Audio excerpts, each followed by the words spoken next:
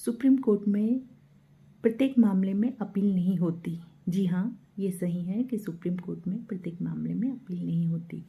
नमस्ते फ्रेंड्स, मैं हूँ एडवोकेट माया मदकुरिया। आज मैं बताऊंगी कि किन किन मामलों में संविधान के किन किन अनुच्छेदों के तहत क्या क्या प्रावधान है।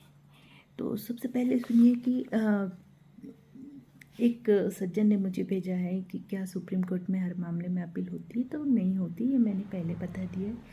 किसी भी केस में सीधी सुप्रीम कोर्ट में अपील की जा सकती है, नहीं की जा सकती है ना।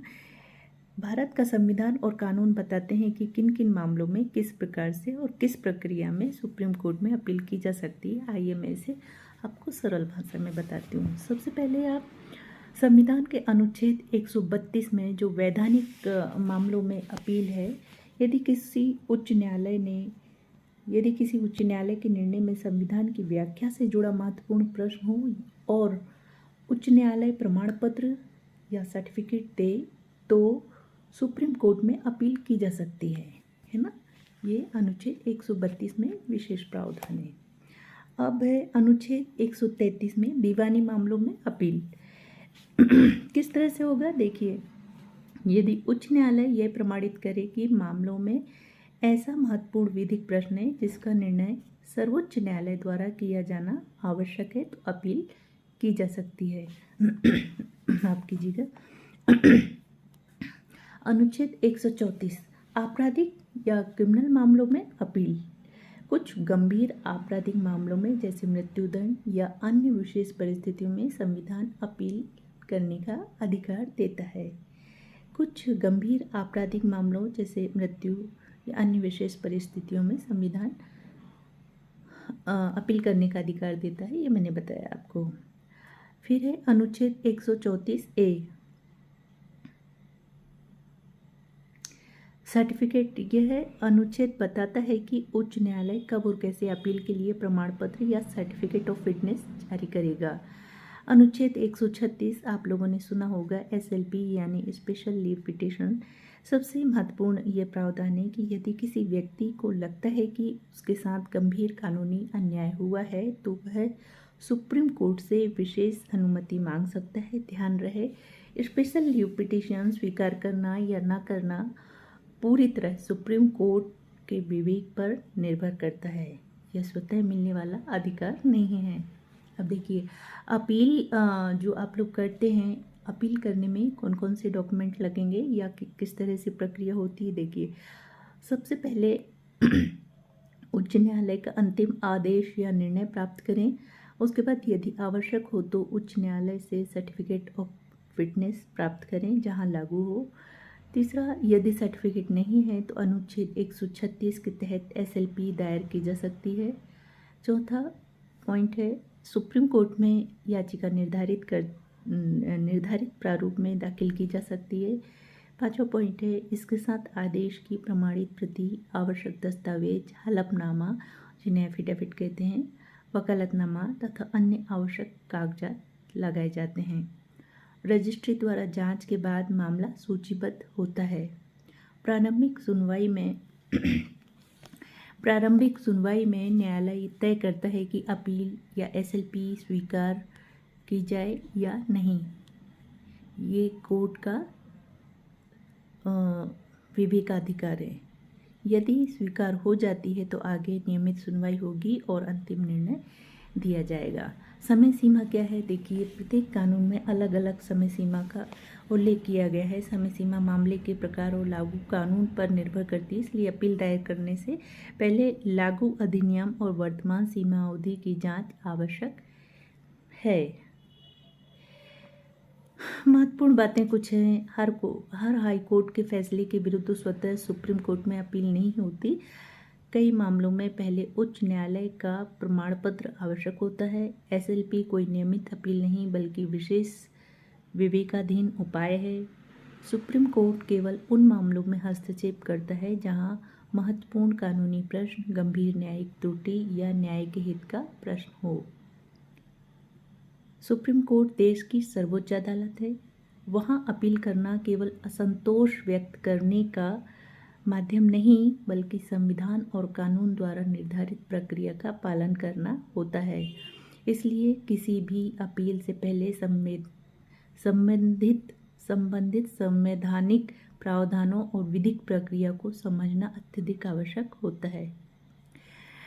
जो मैंने बताया कि मुख्य संवैधानिक अनुच्छेद हैं जिन्हें आप लोग ध्यान रखिए। हम सभी को संविधान के कुछ खास अनुच्छेदों के विषय में जानकारी होना बहुत ज़रूरी है।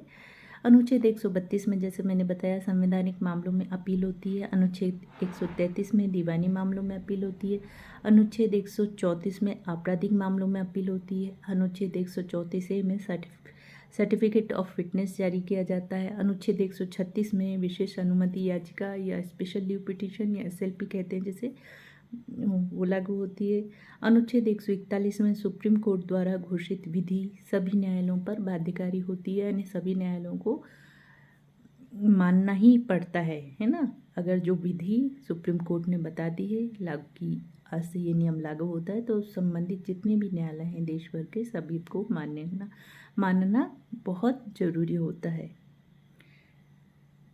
अनुच्छेद 142 पूर्ण न्याय कंप्लीट जस्टिस करने की शक्ति सुप्रीम कोर्ट को है। देखिए ये तो रहा मैंने आपको जो किताबों में लिखा है वो बता दिया है।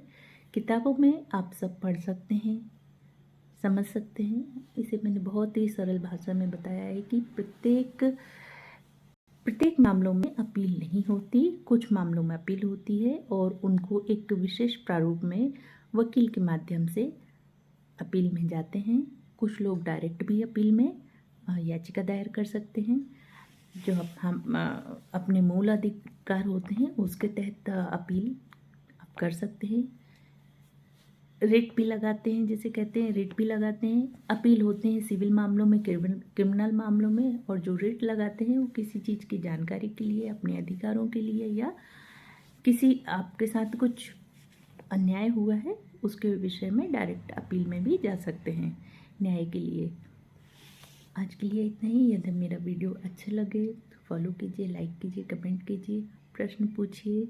संविधान में हम सभी के लिए बहुत सारा न्याय है, बहुत सारा ज्ञान है और बहुत सारी चीज़ें हैं। यदि हम अपने संविधान का सम्मान करते हैं, हमारी न्यायालयों का सम्मान करते हैं तो हमें हमेशा न्याय ही मिलेगा और हमारा समाज एक शानदार न्याय व्यवस्था में हमेशा रहेगा। देखिए अपराधियों के लिए, जो अपराध करते हैं उनके लिए दंड के प्रावधान हैं और जो अच्छे नागरिक रहते हैं उन्हें रिवॉर्ड भी मिलता है, पुरस्कार मिलते हैं, पद्मश्री मिलते हैं, पद्म विभूषण मिलते हैं, पद्म भूषण मिलते हैं, भारत रत्न मिलते हैं। अनेकों पुरस्कार हमारी भारत सरकार देती है जो हमें संविधान में उन सब का उल्लेख है कि हमारे अधिकार भी हैं, हमारी कर्तव्य भी हैं।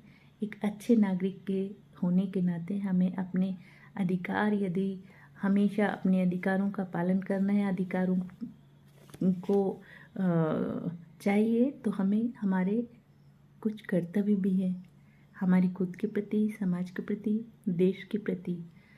हमें हमारे अधिकारों के साथ साथ हमारे कर्तव्यों को भी पूर्णतः हमें पालन करना बहुत ज़रूरी है। जब भी हमारा देश एक स्वतंत्र देश है लेकिन हमेशा एक शानदार देश बन के रहेगा। देखिए जहाँ अच्छा है वहाँ बुरा भी है, तो बुराई ज़्यादा ना हो, अच्छे का पलड़ा हमेशा भारी रहे और बुराई कम रहे। तो आज के लिए इतना ही। आज ज्ञान ज़्यादा हो गया शायद। यदि आप लोगों को कोई भी प्रश्न पूछना हो, स्वयं से संबंधित कोई केस है, कोई सिविल केस है, क्रिमिनल केस है, या आपके अधिकारों के विषय में, या किसी भी तरह की आप लोगों को रिट फाइल करनी है, अपील लगाना है, तो हाई कोर्ट से लेकर सुप्रीम कोर्ट तक जिस भी विषय में आपको जो भी समस्या है, मैं उन सब समस्याओं को हल करने की कोशिश करूँगी।